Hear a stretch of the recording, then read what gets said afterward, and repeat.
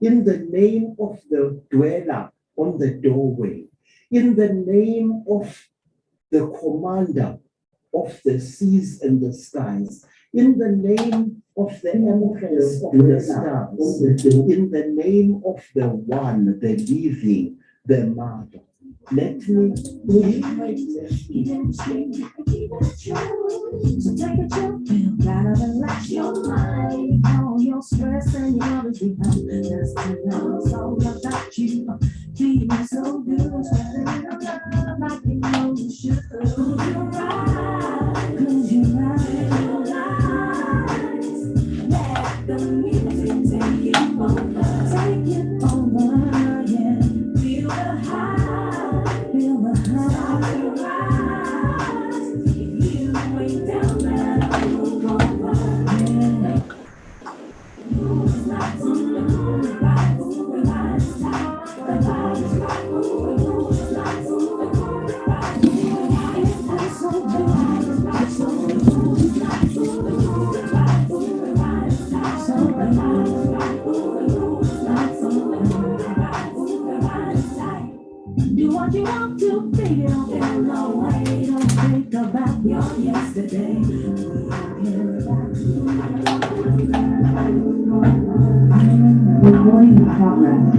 Good morning, everybody. Good morning, good morning.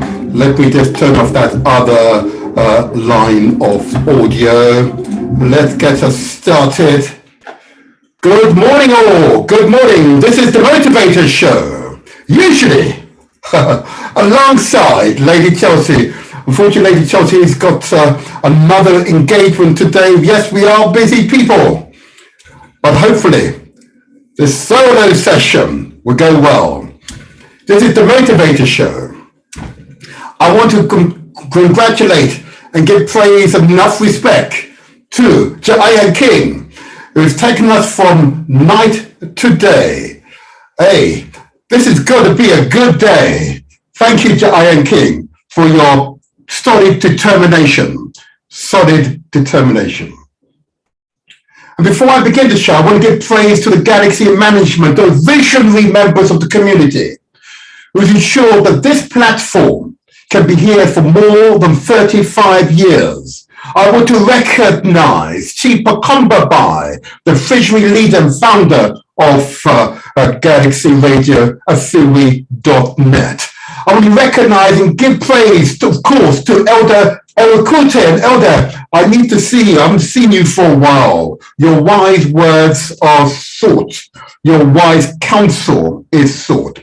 I want to give praise and enough respect and recognize Abu Ratata, that determined African man. I want to give praise and recognize, of course, the longest serving pilot on the station. I want to give praise to that wonderful named pilot, Nichols, the most royal. I love that name. Okay.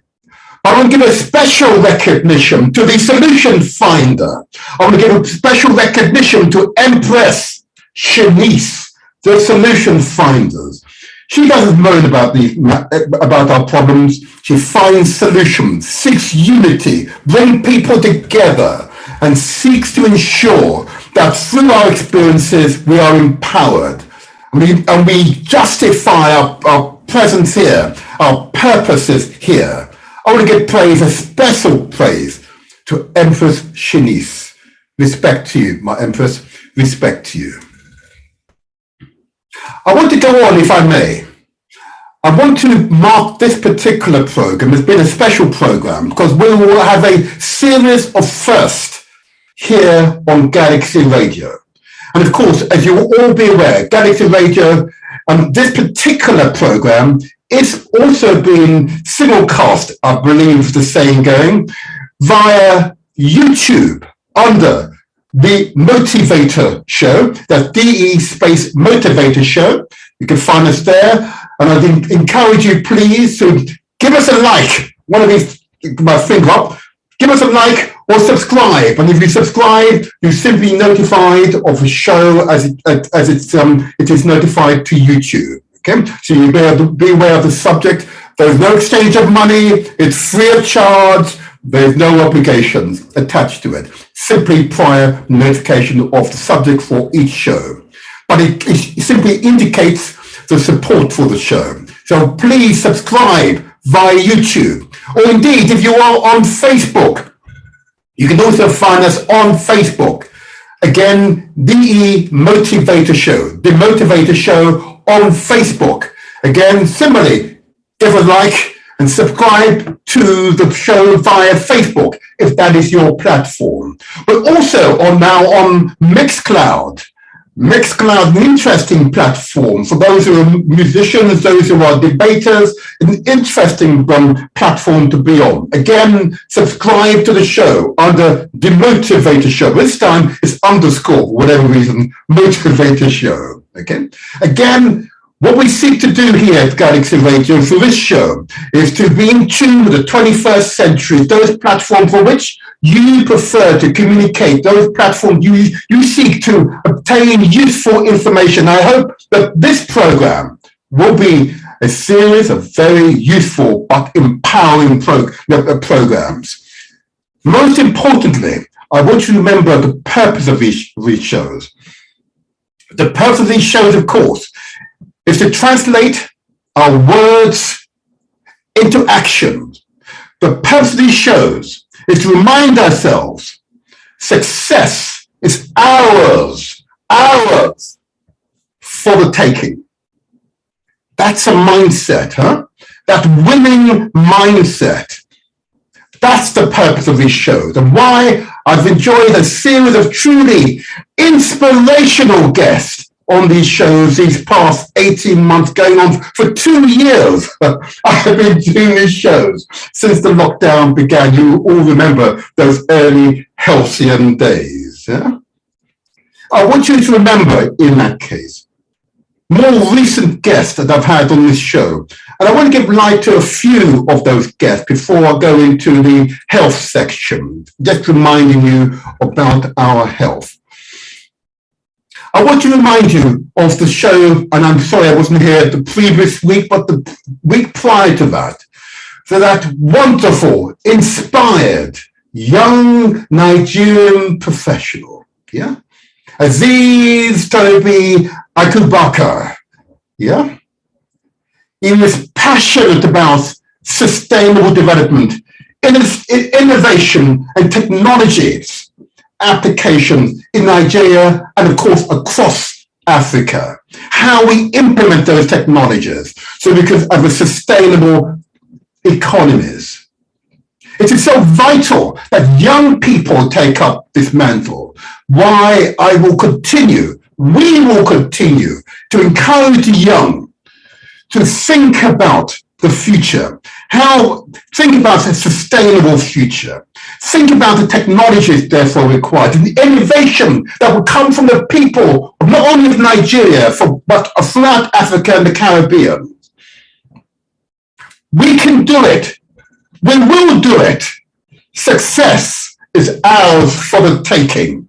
Yeah? Let's give praise and continue to support him. He can, of course, be found on Facebook. And you put his name in, Aziz Abubakar. And of course, Aziz is AZEEZBUBAKAR. Okay, you can find him on Facebook. And of course, remember the website he quoted to us, the globalcitizens.org. Remember. I urge you to give support to our youngsters, those who are talented, those who want to study, those who want to make a difference, those who just require encouragement. Let's support the young to build a better future. I give praise to that young man, and I give praise to all the young women who are involved in developing sustainable economies, seeking new innovations, seeking the technologies to sustain our economies to the next and future generations. I want to remind you, of course, of the other contributor to the show. And this was a wonderful sister, okay?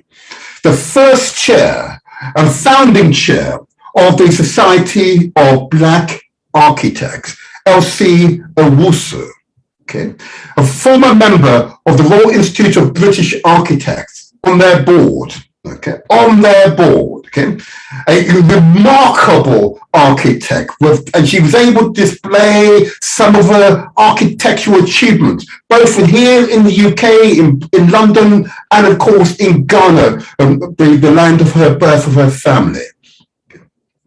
It is such talents we've got to nurture, encourage the young to go into becoming architects, you know, and she will pave the way for those young aspiring architects from our community to come forward in confidence. Okay, so again, she can be found. Her website, it's www.owusu.uk, OWUSU.UK.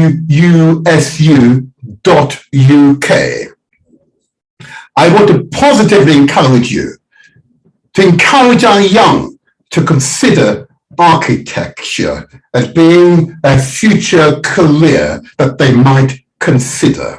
Okay, go to her website, connect with her. I want to encourage that to happen. I want to give a special praise for the guest I had recently. And, you know, his contribution was really insightful, okay? He's also a pilot here on Galaxy Radio. Hey, what's her name about to quote? Brother Pi Ratio, yeah? Maths tutor, maths motivator, okay? And he wants to spread the word that maths is an crucial subject for us to ensure our young people have competency in. Those qualifications are the basic qualifications alongside literature and sciences and humanities. Maths is critical. In future programs, I'm going to remind you of his maths surgery. I'm going to refer you to his website now, but the website address is www.maths, with an S at the end, of course, surgerylearningcourses.com. I repeat, mathsurgerylearningcourses.com. Okay, I want to encourage you, with sons and daughters, those of you who've not got a maths qualification, I encourage you, go to that website and it will take you through how you can develop competencies in mathematics. It's a vitally important subject. I encourage you to do so. And those of you who are unsure, thought that maths is no relevance, you go to his website and he will ensure you understand the relevance of maths in all of our lives, throughout of our lives, okay? I want to give a special thanks and reminder, of course, to a very special guest who is here, and hopefully she will contribute to the show later on. I want to give praise and recognition to Naima Ali. What she was able to do is give light to FGM, which I refer to as female circumcision, but she reminded me the truth. FGM stands for female genital mutilation. Okay. There are of course communities within our communities that still practice this barbaric act. I urge you all, those who are aware where this practice is still occurring, okay, I urge you to stamp it out. The mutilations of a woman's genitals cannot be culturally centered. It cannot be beneficial. And if we were able to have those women here in the studio to turn up the after effects of being mutilated in this way, I believe both men and women, your hearts will go out to them, that this should be stopped. Okay. I urge you, please, to contact Naima Ali via Twitter. So you can find her under Naima_Ali01 on Twitter. You put the search in Naima, and let me spell it for you: NAIMA_Ali ALI01. And in the future, we will have other campaigners from the forwarduk.org.uk website. And they are a group of African women who are promoting African women interest, health, economics, and other issues as well. We will have them on the show in future week. We need to hear more from our women. They are always the background, the foundation of our communities. I've said many times, I would go to meetings, it's dominated by women who want to come together and make a difference. We must support our women, men. We must support our women, boys. We must support our women. Vitally important. So I look forward to speaking to Naima Ali later, I hope, because she has a very special announcement to make. Okay. So I should mention one other person, okay, an elder, someone I've learned to respect, truly respect, and that's Elder Nzinga Asata, author, academic, political activist, teacher, the author of Women in the Garvey Movement. Get that right. Again, the title of her book is Women in the Garvey Movement. A truly inspired elder. One of those elders I always seek advice from. My elder, my pleasure to mention your name again. My pleasure. And I think lastly, I would give recognition to, that's you, the listeners.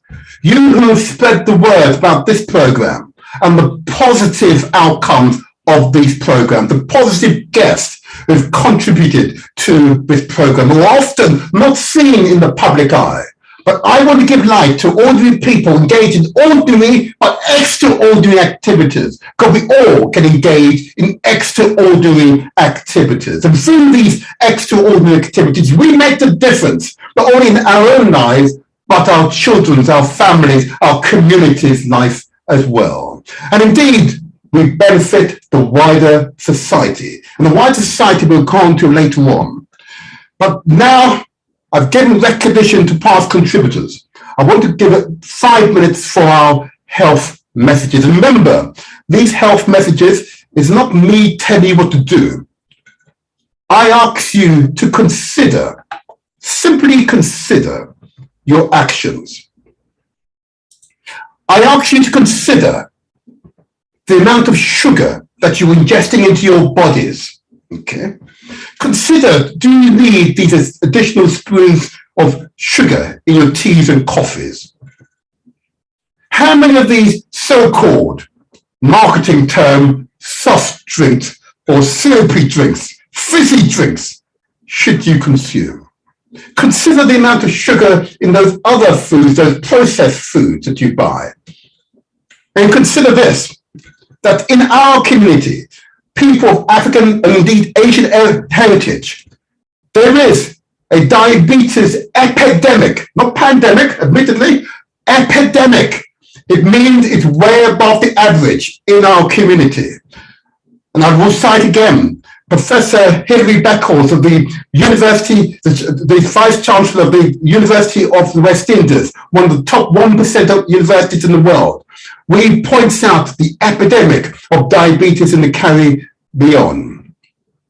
I ask you to consider the amount of sugar that you're ingesting. I ask you also to consider the amount of salt we're ingesting. Again, salt is often hidden in our food. Often, if you buy these seasonings, read the package, see how much salt is in those seasonings, and consider whether or not you should use those seasonings to the extent to which we do currently. Okay, or we add salt, actual salt, to our foods. I ask you please to consider the implications. Again, another epidemic which is not often discussed in our community.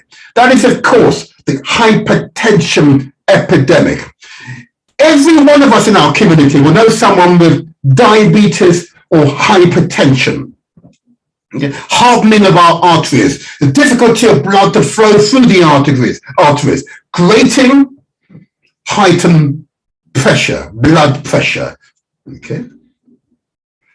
That is dangerous and shortens our lives. Okay. Equally, I ask you also to consider the amount of fat we're ingesting. Fat, which is very often sometimes in meats. You heard my recollection of going to the butcher's, buying some beef, and noting there's red and there's white. When I asked the butcher, what's that white? He said, it's just fat for flavoring. I said, but hold on a moment. Should you not therefore deduct the cost of the beef by that fat? Because that fat, I can't ingest it. Its own would damage me. To which the reply is, no, it's one packet. So I say to you all, consider the amount of fat we're ingesting, in our meats, in the so-called dairy products. And the nutritionists who I will have here in a few weeks' time remind us that dairy products are but bovine lactose. This fat, that's another form of fat or mucus. Or Professor Sadi would tell us, it's simply mucus. Milk is lactose, fat. Cheese is just hardened fat. Cream is simply fat, cow fat. I recommend to you all, I'm not saying you should eat the dairy product, but I suggest to you, maybe you should significantly moderate how much of the dairy product we ingest into our bodies. Okay? And if I'm wrong, please, experts, please call in anytime. I'll give out the number shortly.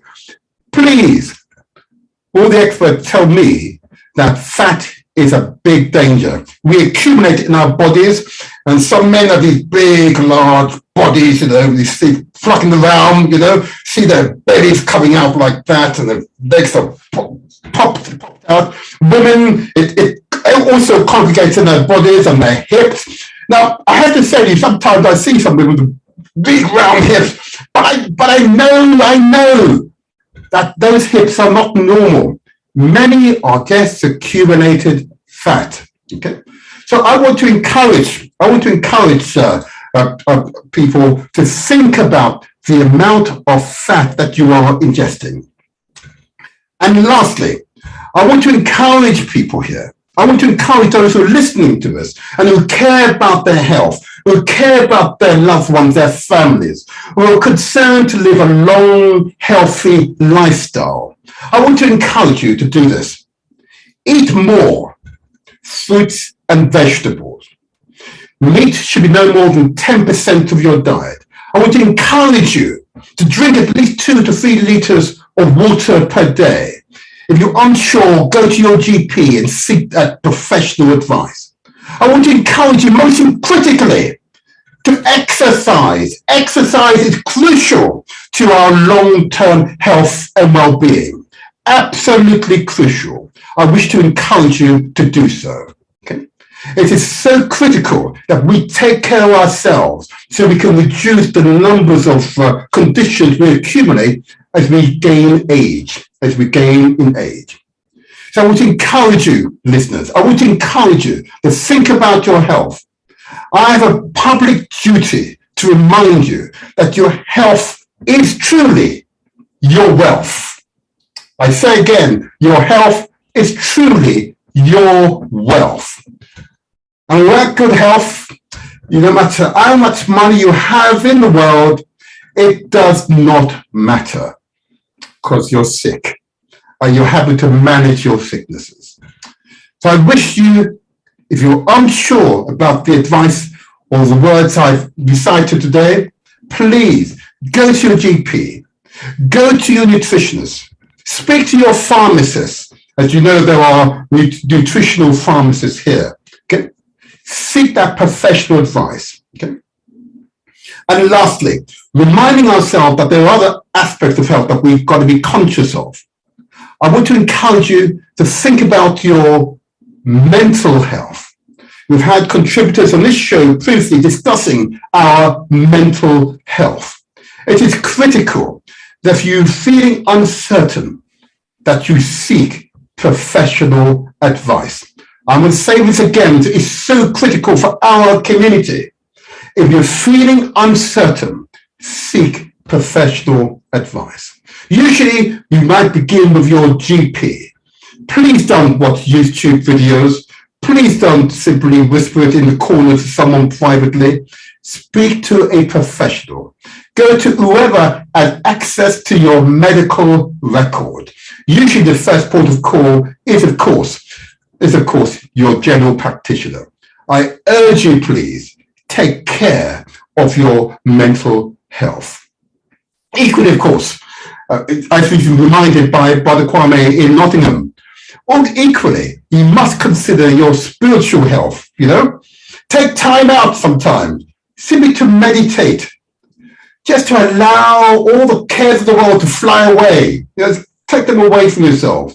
Meditate for 10, 15 minutes or so, to allow yourselves the time to raise your internal energy so you are ready to face the day and nights with a feeling of strength and well-being, okay? Vitally important to you, okay? And of course, my last piece of health advice to you all is that it is vital that you take care of your sexual health, okay? And I said in the morning, but it's vital. Ever since I was an elected member, okay, so my borough that I live in has an abnormally high level of sexual health infections, okay? And that's primarily because our community, primarily my own community, do not discuss this to any great extent. I wish to urge you all, particularly if you have a new partner, want to go to one of our many sexual health clinics and just check out your sexual health status, just to make sure you start on an even keel. If you've never been to a sexual health clinic, if you've never been tested just to ensure that your sexual health is sound, please, I say to you, please visit one of the local clinics. Just Google it and use one of your search engines, find local sexual health clinic. And they're always anonymous. Yeah? They're always anonymous, unless you want to give them your details, okay? It is so vitally important because there's no good reason why the levels of sexual infection should be as high as it currently is. Okay? So I wish to urge you all to think carefully about that particular message, because those levels have been sustained for far too long. So the changes will not come about because health professionals tell us about these stats and are available for us. It's when we decide that we must change the situation for our children's sake. Okay? Vital, important messages, and I wish to urge those who are coy on the subject. Okay, I don't know many are coy, either for cultural reasons, religious reasons, or indeed just a bit bashful on the subject.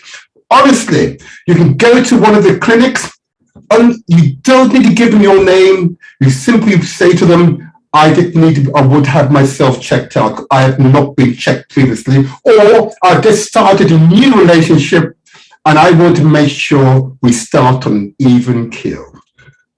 Right? That's the sensible thing to do. Okay? And we as adults set the example for our children to do the same. Okay? Anyway, so that's enough for me on these broad health messages. But these are vital messages for the health and well-being of the community. Not just our community, but I know others from wider side are listening to it. But these are important messages because the figures have remained stubbornly high. And we must make the difference for ourselves and our community. All righty. Okay, let's keep moving on. Because this program is going to be a truly interesting one. And I said earlier, there'll be a series of firsts. There's a series of firsts, which I will give light to in a moment. And I see that I've got my guest. My guest is absolutely and well-deserved early today. So I'm going to take my guest early. Why not? It's 1:30, but it's okay. I like this. It's starting the way in which we mean to continue. I see that I have my guest, Councillor Kieran Williams, okay, leader of Southwark Council. Okay, welcome, Kieran. welcome to you. Good morning. Good morning. Good morning, Martin. Lovely to be with you. Wonderful, wonderful. You look as if you're somewhere very bright and sunny. It's summery, but it's cloudy outside, isn't it? It is a rather grey day. It is rather grey. First of all, welcome to you. I know this is the first time visit both to my radio show and, of course, to Galaxy Radio, which has been here in Southwark for more than 35 years. Okay, more than 35 years. And this is our first opportunity to speak to the leader of the local council. It has never happened in the history of this radio station, which is quite amazing if you think about it. Okay, but I felt this was an opportune time because of a more recent event that's occurred, which we'll give light to in a moment. But I will ask you, please, can I just ask you just to say something about yourself? Who are you? Who is Councillor Kieran Williams? Oh, well, thank you, Martin. Well, who am I? Like so many people in Southwark, I'm a mix of many things. So I'm the grandson of immigrants from Jamaica and Ireland, and the rest of my family are from Wales and Scotland and England. I've been living in London for a couple of decades and doing that with my family, bringing them up in Camberwell. And I'm someone who's just deeply passionate about making our community a better place for everyone. Absolutely, and to which I can testify. Yeah, to which I can testify that it most certainly is the case. So I'm going to say to you, welcome to us. There are a number of reasons why I invited you, particularly today, and we may well do this later on this year after the special event that will occur in May, which we'll talk about in a moment. I wanted to invite you because of an interesting, again, historic event that's occurred. That is that the Labour membership, I say Labour Party membership, I'm now referring to the selection of BME candidates for the May local elections. The membership, unbiased, has selected what appears to be a record number of people of African heritage, mixed heritage as well, ever in the time that I've lived in the borough, which goes back to the late 70s. Okay. And this has happened under your leadership. Okay. Can I ask you, why do you think it's happened this time round and not on previous occasions? I think there's a real combination of things here, but it's been very deliberate, Martin, and we've worked really hard collectively. I know you've done it as well, and many of our other existing Black, Asian and ethnic minority councillors and members of the Labour Party have all worked to support candidates to come through. And I'm delighted that we're now at a point where we've got, of our selected candidates, 45% are from Black, Asian and ethnic minority communities. That's a fantastic proportion, and as you say, record-breaking for us, with new candidates coming through in wards across the borough. So we've got real representation, and we've done practical work there, and that's been reaching out to our communities, explaining to people why having representatives from Black communities, from Asian communities, from other ethnic minorities really matters, why it makes a difference, and opening the doors to them really, and offering them support. In the broader sense, what is it to be a councillor? What is it to be an active member of the Labour Party? And in a really specific sense, getting alongside individuals and offering them one-to-one support to think about what they want to do with their lives and the kind of representative they want to be for their community. Absolutely right, and I completely concur with you. I've been involved in many discussions with members of the community. Many who initially would have said, no, we don't believe so. But some would have said, I'm not even going to vote because I don't believe my vote would make a difference, And that's been a common refrain in the early days. Not so much these days. The impact of the Stand Together campaign within the borough has made a real difference, I believe, to the attitude and views of the community to politics and the difference politics can make into their lives. So I completely concur with you. And can I then go on to ask you, and this is really, from our point of view, I think quite important, really to understand what you see And why should members of the Black, Asian and other ethnic minorities vote in the forthcoming local election? Why should they vote? Why will their vote matter? Well, look, I think everyone should vote is the first thing to say. Your council, this is an election for your councillors who control your local council, and your council touches on every aspect of your life, from your parks to keeping your streets clean, to emptying your bins, to the social care if you need it as you get older, if you have children who need it, to the quality of your schools, to the housing that we provide for so many people in our borough, to making sure that when development happens in Southwark, it delivers real benefits for local people, whether that be housing or jobs or a better environment. So every aspect of life is touched on by your local council, and the people who run your council are your councillors, and they are elected by the community. And those councillors make choices. And it really matters that you have people there making choices who share your values and understand your experience in your life. And we want a diversity of people on the council, of course we do, we want people from all walks of life. But if we don't have really strong representation from any group, including our Black, Asian and ethnic minority communities, then their voices won't be there, and that experience won't be there, and the decisions will be made for other people for you. And they might be well-meaning, but it's not the same as having people who share your life experience, who share your values, and will get on and make the decisions that will make your life better, your borough a better place for you in a way that really delivers for every part of the community. Wonderful. Thank you so much for that. And those are really important point that if we do not vote, if we don't get involved in the political process, if we don't even join the local Labour Party in this instance, our voices will not be heard. Okay, and I'm pleased you said that. That's your opening gambit. Can I just move on in that case?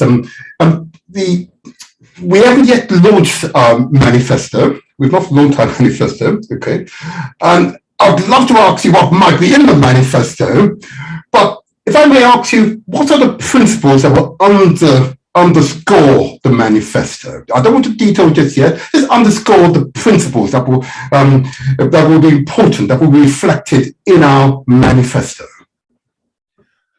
So there's so much to say here, Martin, and I'm really excited to be launching our manifesto actually in just a week's time. And there'll be lots to say on it then. And it's a really strong manifesto that will set out the policies that we'll deliver on for the people of our borough that will make it a fairer place. And that starts with a foundation of a strong belief that wherever you live in Southwark, Labour will deliver a good quality local neighbourhood for you. And making sure that your local area, your local town centre, your local parks, your local housing estates are good places to live. And that's a foundation for everyone. And absolutely something I'm passionate about in general terms, but is also really important in making our borough a sustainable place too, an environmentally friendly place too, where people can live lives that minimise the amount of carbon and pollution that we're producing. So that's our kind of first founding principle. The second is that we will really focus on reducing the inequality in our borough, making it a fairer place. Southwark's an amazing place. So it's full of all sorts of opportunity. We have incredible hospitals and businesses. We have world-leading cultural institutions, fantastic schools. But we also know there's a real gulf between the life experiences of some and others. And Labour is committed to closing that gap. So everyone in our borough can have a really good chance in life. And whether that's about the quality of our education and closing the gaps in education, whether it's about employment and the ability to start a business, whether it's about your health and well-being and the support you get as you get older and need social care in later life. Closing those gaps is absolutely will be at the core of everything we're doing in our manifesto. And then the third pillar is, I've already touched on, about the environment. We face a global emergency on the climate, and we face a local emergency on air quality. And cleaning up our air, reducing our carbon emissions, and doing that in a way that actually just delivers a better borough for all of us, a better place to live, a greener place, a more pleasant place, a healthier place, will be at the core of what we're looking to do with the Labour Party, and we will deliver for you. Thank you. I'm obliged to ask this question. Are there specific policies that you believe are particularly pertinent to the Black, Asian, and other ethnic minority communities that will be reflected in the future manifestos you believe will make a difference to indeed my family's and community's lives? Absolutely. So we will be looking at if you like, both closing the inequalities that face Black, Asian, and ethnic minority communities, and also taking action on the big things that we know are particularly hitting hard on our Black, Asian, ethnic minority communities. So if I start with the latter, we will absolutely be committing to building more council housing. And why does that matter? Because I know of the 16,000 people on the waiting list for a council home, a high majority of them are from our Black, Asian, ethnic minority communities. So we must deliver homes for people. And Labour is already building, we're on track to have 2,500 new council homes, either built or on-site being built by the time we get to the election, and we'll commit to building more over our next term as well. So we can continue delivering thousands. But we'll also take action on the areas where we know there's real inequality. We know that Black, Asian, ethnic minority-led businesses in our borough often are cut out of opportunities to start, cut out of opportunities to access contracts from the public sector, and we'll be taking action to close those gaps to make sure that everyone in the borough can have a chance to start a business and have it thrive, but we particularly support those who we know often don't get the help they need that's accessible to others. And similarly for employment opportunities as well. And another one that I think is a really important and really good example is our commitment to making sure that every Southwark child can finish their education in school. We've seen a real challenge with exclusions of young people from our schools, permanent exclusions that are unnecessary and in some cases unlawful. And we want to close that gap. And I'm delighted to say our local schools are now absolutely committed to that, and we'll be committed to closing that gap. And again, it's our young Black, Asian, ethnic minority young people that have most been impacted by that. So closing that gap, another example of really taking the action that people want to see in our borough. And then I think, looking across the whole manifesto, our commitment is that in everything we're doing, we will be working with those communities who have been cut out at times, and also being actively anti-racist, actively campaigning against racism, not accepting any form of hate within our borough, and being really clear on the message that we will work as a council and with the police and with our community to send a really clear message that Southwark is a place, there is no place for hate in Southwark. Absolutely. If I may ask you, and again, I'm obliged to ask this question in relation to knife crime and gangs, etc. Have you thought of what the manifesto might speak to that particular subject, which is one of these scourge that affects the community at the moment? Absolutely, and it is absolutely tragic that we see young people being drawn into violence and impacted by violence, as well as the crime that goes around it. And I'm glad to say we've had real success in moving in the right direction in Southwark, but I'm in no way complacent. I know many of our young people live worried about walking out the front door of what they might experience on their way to school or when they're out and about of an evening. So I think the most important thing for me here is we've got to provide positive opportunity for all of our young people. So every young person can feel they've got something that they can be excited about the future of their life. So we'll be setting out our commitments to make sure that there are positive activities and youth work and other things across our borough for young people, as well as as opportunities to get into a good job, an apprenticeship, a paid internship, and real opportunities throughout your life. And so I think that's the first thing to say. And then the second is our continued commitment to work with communities to specifically address areas where there is where there are problems, and we do need to address them collectively with local communities. So we'll be doing that too, as well as our work with the police to make sure that they police fairly, that stop and search isn't used in a discriminatory way, but they do work with the community to keep us all and our young people safe. Thank you very much. And if I just move on to the economic issues, and you mentioned routes to employment, but can you just tell us a bit more, what is Southwark Council or the manifesto speaking to promoting employment opportunities?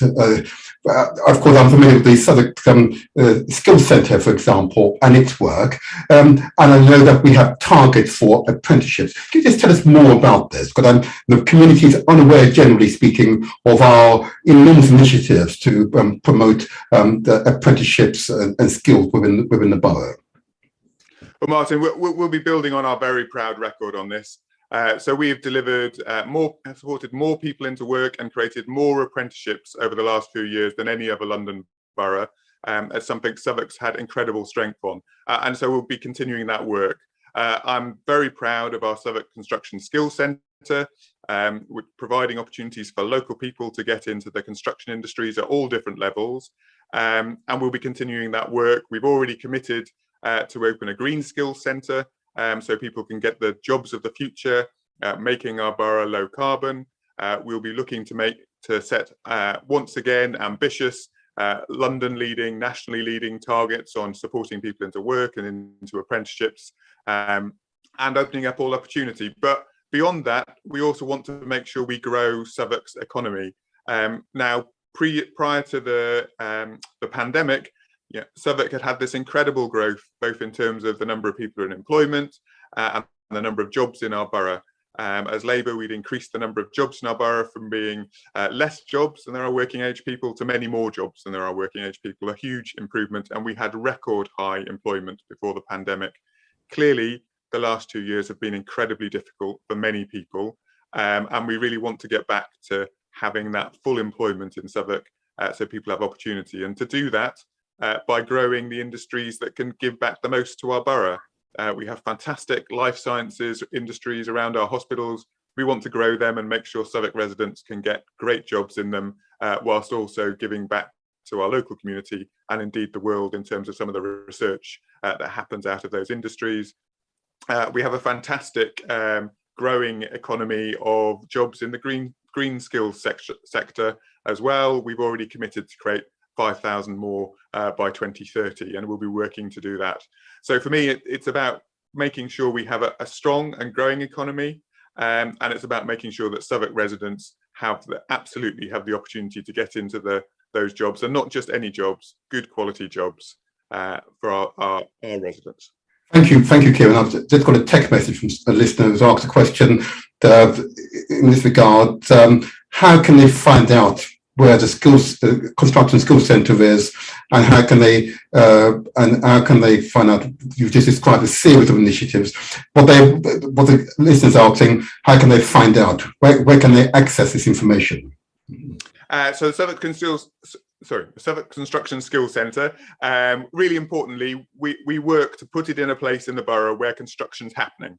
So it was at Elephant and Castle, now on a site of land there where development was happening, and now the final buildings are going up there. We've moved it to Canada Water, where there's a large amount of construction going on there. So the site's there, but if you do a web search for Southwark Construction Skills Centre, you'll get all the details. They're very welcoming. They welcome people to drop in during the week and have a chat with them about the courses and support available there. They offer a fantastic service and are genuinely incredibly friendly. So I recommend that. The other thing to say is we have Southwark Works, which is the council funded, really important part of our Labour commitment service that offers any Southwark resident support to get into a job or apprenticeship. That's based on Walworth Road. There's an office there that you can pop into at on Walworth Road, slightly more towards the Burgess Park end. But drop in there and find out about all of the opportunities we offer as a borough and that Labour's delivering. Brilliant. And I'll get at the exact address later on, but much of this information we put into a search engine and it should appear. Southwark Construction Skills Centre or Southwark Works, it should appear in your search engine if you use that for those who are seeking out the information. But I will give out the exact address of the address on Wolf Road in a moment. Another message just comes through. I'm not sure what, I won't take calls just yet. I would interview you if I can, so just as well. Is support for the elderly. So, of course, Southwark has got a long history of, particularly initially, my parents' generations, going back to 40s and 50s here in London, long history of being in the borough, and there are many are now elderly and need support. What assurance can you give them that they will continue to receive support, but most certainly culturally appropriate support into their twilight years? Well, a really important question, and such an important bit of our borough being a place where everyone can continue to have a great life and age well. So we invest heavily as a council into local voluntary sector organisations. We have our local alliance or older people's organisations working across the borough, and we'll continue to do that, making sure we've got a wide range of support. As part of that, we will specifically be working with our Black community and other ethnic minority communities to make sure that we have culturally appropriate support. We've got some exciting work going on at the moment with the community around Ealing House, working out how we make sure that can be a fantastic provision into the future for our Black residents and elders and others from across our older community. We also, for those who need it, have worked very hard to protect funding for services for social care and adult social care over the years. It's hard. We live in a time when the government has taken 2/3 of the council's budget away since 2010. That's decisions made by consecutive Liberal Democrat and Conservative governments. But as a Labour council locally, we've worked really hard to protect services for those who need them most. And I'm deeply proud that, for example, Southwark was one of the first councils in the country to introduce an ethical care charter, meaning that home care is at really high standards. We saw satisfaction go up from the mid-50s to the mid-90% as a result of doing that. And just last month, we introduced a residential care standard as well, guaranteeing high standards in all Southwark care homes, a basis that all staff in those homes should be paid at least at the real London living wage. And we know that when staff are paid well, they stay, you don't have high turnover, they're able to be committed to their work, and standards rise. But the charter also sets out standards about making sure that residents of care homes and their families have really clear ways to make sure quality is high and that quality across the board is high. So we will keep investing, and in particular working with our Black community and other ethnic minority communities to make sure that all of that care, all of that support, whether it be provided by the voluntary sector funded by the council or at the social care end for those who need it, is high quality. Thank you for that answer. And thank you for that answer. And within that answer, you said something quite profound, which generally is not understood by the community. And that is the reduction in funding to Southwark over the past 10 or more years by the current, what was formerly the current coalition of Tories and Lib Dems, and now exclusively Tories. Can you just repeat the figure, the percentage figure that you've just quoted? Did you really say that central government has reduced Southwark, indeed I'm sure other local authority funding by 2/3? Is that correct? That's right. So the government that we received from the funding that we received from the government has been cut by 2/3 since Labour left national government in 2010. Under the Liberal Democrat and Conservative coalition, continued under all of the Conservative governments since. We've seen our funding from government cut year on year, every year, and as I say, 2/3 reduction over that time. Wow. And just for the purpose of the audience, because you and I have lived this, you see, so we take it for granted. But how much was cut this year, the year following a pandemic? How much was taken away from this time round? How many millions? Because not thousands, but actually millions were taken away. Go ahead. So, I mean, there's two things here, Martin. One is that the government didn't even give us a settlement on our public health budget until after we'd set our own budgets in the middle of a pandemic. So we had to, work on guesswork what we'd get. And then we've seen major reductions in our funding this year as well. And it's, as you say, this comes at a time when the government have seen nationally that local government has stepped up during this pandemic. and local government has really delivered for people. And whether it's the support we provided for the most vulnerable, supporting over 70,000 vulnerable residents in Southwark during the course of the pandemic, whether it's the support we provided to local businesses and to help people into jobs, local government has absolutely stepped up for people and has done that in a way that has been truly impressive nationally. And you see that in all of the polling that shows that people nationally have seen their confidence and their support for local government rise.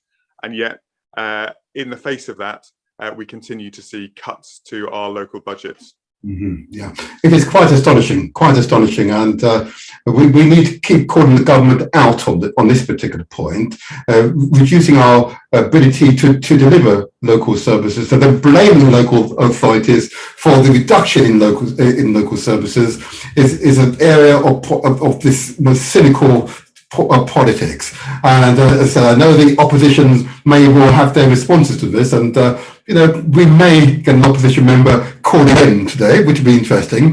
But it'd be interesting to defend that record, because it's actually a matter of public record. Okay, so let me move on to a further area of interest to the audience, and that is employment opportunities within the council proper.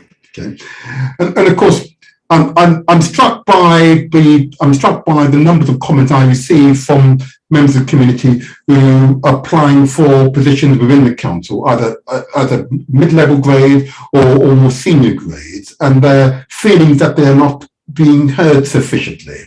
What would you say to them for the future? What would you say to them? Because that's a prevailing opinion, which I'm always challenged by, and it is further evidence, I suppose, Kieran, by the HR director's report, which shows a discrepancy between the average pay level of members of ethnic minority and, of course, the white community, and there's significant disparity. What would you say to them about the future and the changes that our party will make to that situation?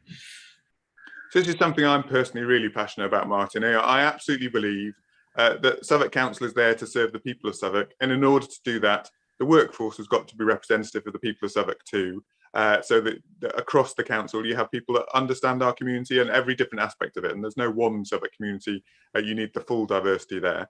And that the council should also be open as an opportunity for people who want to make their career in it locally as well, and that's an important thing that we do. You're right, as it stands, whilst overall the council is pretty representative of the local population, actually as you get higher up in it, it ceases to be, and that's true across local government, across the city and our country indeed. But it's something we absolutely have to change. So one of the first things I did as leader of the council actually is set a firm commitment that we would get the top of our workforce, so those people who are at senior management roles, to be representative of our local community. Now that's not going to be a quick task, because we know that we have to train people up and encourage people to progress from within the council, and also when we're recruiting, at times obviously we do, into senior posts from outside of Southwark, we're recruiting from a field where there is that same inequality across our city and region. So we will do that work, but that's, I think, fundamentally important to me. Some of the things that have been really positive and I think have been really successful on that, our council apprenticeship programme, and those are apprentices at all different levels. They're not just entry-level jobs. Some of them are degree-level apprenticeships, are bringing in a really representative group of our staff, and I'm delighted to see them staying on in the council and being promoted in the council. And we are making progress at the top as well, and we're seeing those percentages click away in the right direction. But yeah, I mean, for me, I'm absolutely committed that Southwark Council will be a place that is welcoming and a great place to work for everyone, so we can serve our community really well by being a workforce that represents our community. Thank you very much. This is the type of commitment that we local politicians must give. The disparity continues, has persisted, not dissimilar to the sort of sexual health infection levels, in the body. It has persisted, and we need dramatic change. It has been too long, and I cannot explain it. I can't explain it away at the moment. It's inexplicable at the moment, but we look forward to genuine change in that regard.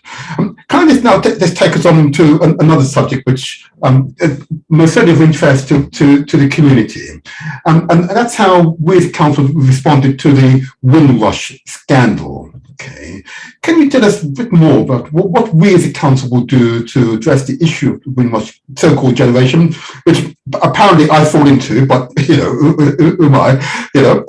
What are we going to do for those who've already that Windrush generation, whose citizenship rights were taken away, which many of them I've come across, were born at a time when their countries were actually part of colonial Britain, and under the 1948 Act were British. It's only upon the independence that their identity, their nationality was taken away. What are we going to do to support them, particularly both those who've made applications and are not satisfied with the outcome, those who applied to the compensation fund and have found that it's cumbersome? What are we going to do as a borough? So I think this is so important, and important to me personally. As I said earlier, my grandfather is Jamaican, and it is such a scandal. Not just that this happened in the first place, which is the deepest scandal, a scandal based on the Home Office losing people's records and then making judgments that they, as you said, Martin, who have every right to be in Britain, who indeed were encouraged and welcomed to come and make their home in England, but were already British citizens, have been cut off from their immigration rights, and horrendous things happen to people as a result of it.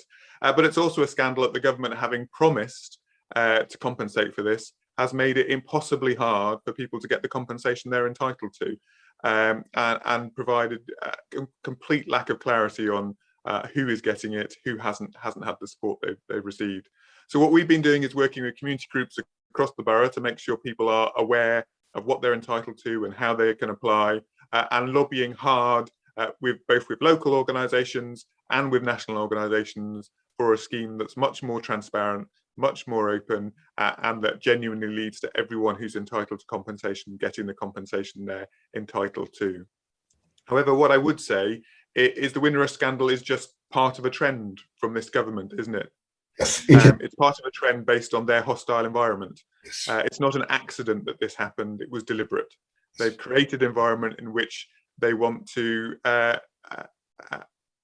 make Britain a country that is not welcoming to anyone who is perceived to not be British, and very, very different definition to British than I think yours or mine, Martin. Not a welcoming, inclusive definition, but a narrow, excluding one. And so we as a council are really committed to standing against that whole hostile environment. Southwark is a place that its success is built on people from all over the world making their home here, coming here and contributing in every way, contributing amazing food, amazing culture, contributing in our hospitals and in our universities, contributing in our world-leading businesses. And that's why our borough is such a success, and we are determined to continue to welcome people so we can continue to be a success. Thank you for that response, and I hope that listeners have heard that response. I've seen the works in Southwark. There's an aspect of this work, though, that it'd be useful to quiz you on. I've been challenged on this as well. What members of the community have said is that what they've not identified, despite a remarkably diverse borough that we're in, is a senior member of staff in Southwark who is the lead officer, particularly one from my own community, to pursue this particular issue. Okay, I wonder if this is an aspect of the council's delivery that you will look at. That even for myself, it is. I've attended a meeting in the absence of members of my own community who are leading this initiative.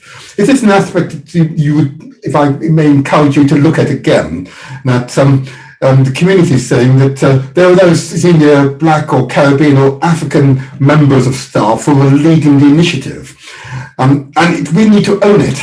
We need to own it. Would you understand and empathise? I mean, that's a really important and well-made point, Martin. So let me take that back and have that conversation with our directors about how we make sure we answer that question. It's a really important one. Thank you very much indeed. Let me just go into another aspect of our work, which I think is really important. You've mentioned access to the council by black and ethnic minority businesses. Okay. And can you just, if I were to ask you to further expand how that practically will happen? Because it's, in my other role as chair of planning, what I note, for example, that the 4 years I've been chair of planning, I've only had one non-white person, developer, present at a planning committee. Okay, and when I speak to developers and so on, what they say is that no, we fear not, otherwise we're likely to be blocked. Now, it's difficult for me to dissuade them of those ideas because that's their actual experience. Okay. So can I ask you just to expand upon, one, how can a ethnic minority business person get themselves on the approved list?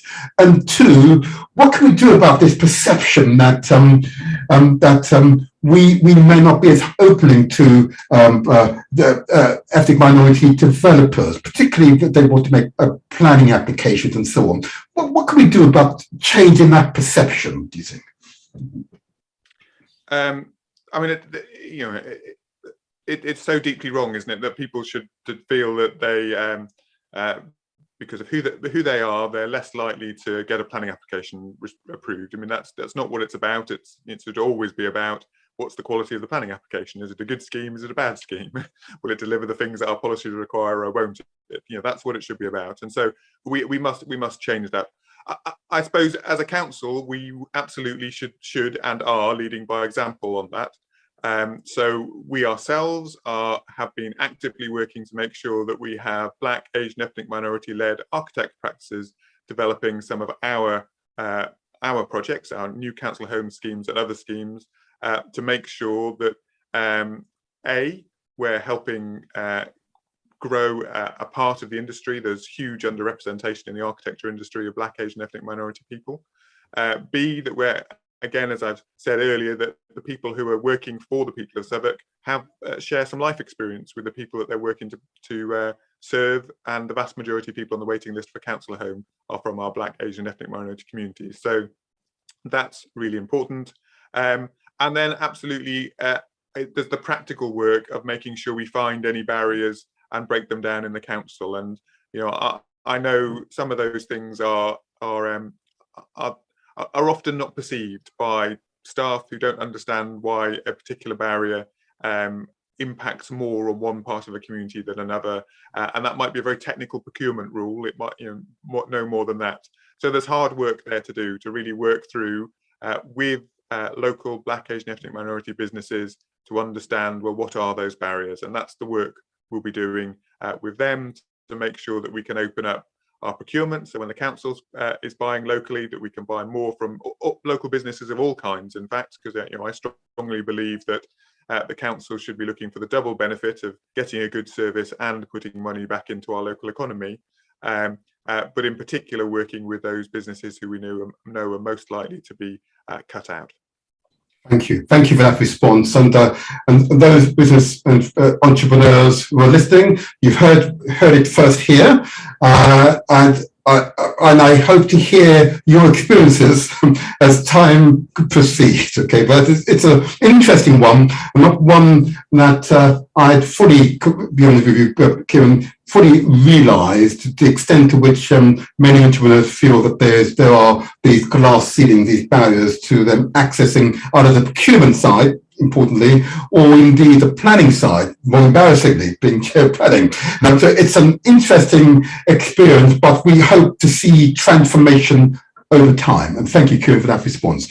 Can I now just talk about our party? And I'm hoping that I will open the phone lines in about 5 minutes' time.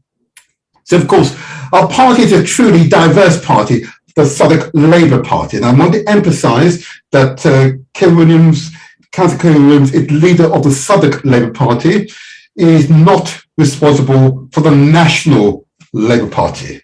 Okay, I want to get a clear distinction, and I work with lines, but I want to get clear distinctions. And phone calls which are addressing national party issues. Whilst I'm interested in those issues, not in this program, not in this particular show, in future weeks, most certainly. Okay, so I don't know if it will be challenging for some. Okay, but that's one point I want to make. But two, let's talk about our local party. Just to inform people how we're organised as a local party, because I had a discussion with the founder of this station, Chipa Cumberbine, understanding he's resident in Southwark, but had no idea how the party internally is structured, okay, how to become a member of the party, or indeed what that membership would mean as a local member. Just give us some idea. What's it mean to be a member of the Southwark Labour, and what does it entitle you to? Go ahead. Well, the first thing to say is the Labour Party is a democratic party. So we are based on our membership. We've got about 6,000 members in Southwark. That's a fantastic member. Anyone can join the Labour Party, and I definitely encourage people, if you'd like to support us, to do. And if you join, you can just join and pay your membership fee and make a small contribution to having a Labour council and a Labour government by doing so. Or you can get actively involved, and we organise both in small areas, so in wards across the borough. We organise on the parliamentary constituencies, and we organise at the level of the whole of Southwark. And what do Labour Party members do? Well, they volunteer to help work to make sure we have Labour representatives elected, and they vote and select their candidates. One moment. You and I are familiar with those details. Okay, so I'm going to take it nice and slow, because there are lots of people listening there. So membership. How does one become a member, first of all? How does one become a member, first of all? So like many other things, you sign up. You can sign up online. It's probably the easiest way to do it. And you pay a membership fee. And we have a variable membership fee, a lower fee for people on low incomes, and a slightly higher fee, but still very reasonable, very, very reasonable for people on a normal or a higher income. So it's an open process, and we really welcome membership from everybody. And Labour has a clear set of values. If you believe in those values, we welcome you as a member of our party. And therefore, the website address, just for my own sake, it's www.labour.org, I believe it is. That's right, isn't it? Yep, labour.org. And it's whenever I do it, it comes up with the request: do you want to become a member? Are you a member, or do you want to join up to become a member? Okay, so you become a member, and the next stage, of course, you receive National Party paraphernalia. We all receive them, but also you will start to receive local party paraphernalia from the constituency or from the ward which you are living in. Okay, and I believe the next stage, of course, that you might be invited, or forgive me, I said Mike, you will be invited to ward meetings. That's right, isn't it? Am I right in saying that? That's right, Martin. So all members of the party are entitled to get involved in the different elements of the party, and it's firstly based on where you live. So the regular, normally monthly meetings in each of our wards, that's council wards across the borough, and you can be invited along, meet other Labour members, talk about local issues, and most recently, back to our conversation at the beginning of this call, Martin, it's those wards and the members in those wards that select the candidates to be our councillors. So you can get involved and do that. Similarly, we meet at the constituency level, so that's the level that the areas that MPs represent. You can go along to the meetings there, talk about things at a slightly wider area across the borough and get involved. And of course, when we have the selections of MPs, and of course we have Harriet Harman standing down as the very long-standing, fantastic MP for Camberwell and Peckham, it'll be the Labour members who live in her constituency who select the candidate to be the next Labour MP for Camberwell and Peckham, for example. Excellent. And of course, local membership also, of course, entitles you to put forward motions or ideas that will potentially become policy for Southwark Labour as well. Is that correct? Absolutely. And so in developing our council manifesto, we've involved members from across the whole of Southwark. We've had branches have had discussions about it. Constituency, so that's members meeting at the levels of the MPs organised around talking about it. We had a borough conference for all Labour members from across the whole of Southwark, and people have contributed to the ideas that have ended up in our manifesto that we'll be launching next week. And I want to thank everyone who did make those contributions, because we had, I think it was over 600 individual policy ideas put forward, and we've had to distill down from that into the very best of them all. Brilliant, brilliant. And I want to emphasize to those who are listening that our community really made a significant contribution to the formation of a manifesto will be launched next week. Okay, and I wonder, Kieran, is that launch open to the public, or is a closed meeting just for candidates and existing councillors and so on? Well, we're inviting Labour members to it, Martin. We're inviting Labour members. Okay, maybe we should open it up. You know, I'm sure the community would love to see us launch our manifesto, because that's the basis of our campaigning, as we'll immediately after this show be committed to. But anyway, I'll leave that to you. It's only a suggestion. It's only a suggestion. And then my last bit on the question of the party, and I did want to ask you just to re-emphasise that the party is open for those who are who believe in the principles of the party which you've highlighted. Okay, we're not members of other parties, I might add. Okay, we're not members of other parties, but of course, a feeling they want to make a difference in the community. Just emphasise why membership is really critical, particularly from the diverse communities that is the Southwark wider community. Why is it important to become members of the party? Just emphasise again, please. So this is fundamentally important. Our country, our city, our borough are run by politicians like me as leader of the council. And politicians make choices about the type of society we all get to live in. Nationally, our MPs set the laws. Locally, the council makes decisions about the money, how the money we have is spent, about the planning policies we have, what we will and won't get planning approval, about the community facilities we have. All of those things touch on every aspect of everyone's life. And of course, politicians are not all the same. They come at it with very different views about how the world should be. And if you want to change that, and have politicians who are making choices that are aligned with your view of how the world wants to be. And for me, that's a fair society where everyone can have a decent quality of life, where everyone has opportunity, where we take action against discrimination, where we take action to make our environment one that is high quality and in a fair way, those kind of basic principles. Then you need politicians that represent that. But of course, getting your politicians elected is hard work, and every now and then you have individuals that run on their own, and they can be successful. But generally speaking, we have to club together. We have to work together to get people who represent our interests elected, and that's what political parties are about. They're about people, ordinary people, working together to make sure that the people who are making decisions on their behalf represent their views.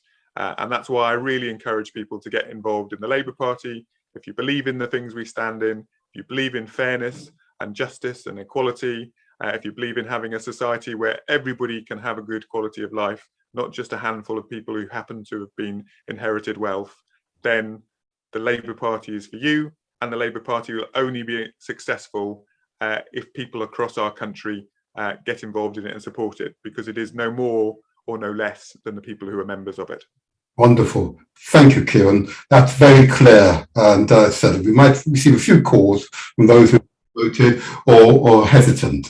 I see the calls now start to come in. So I'll officially open the line, first of all. So the number to call is 0208 133 5616. I say again, 0208 133 5616.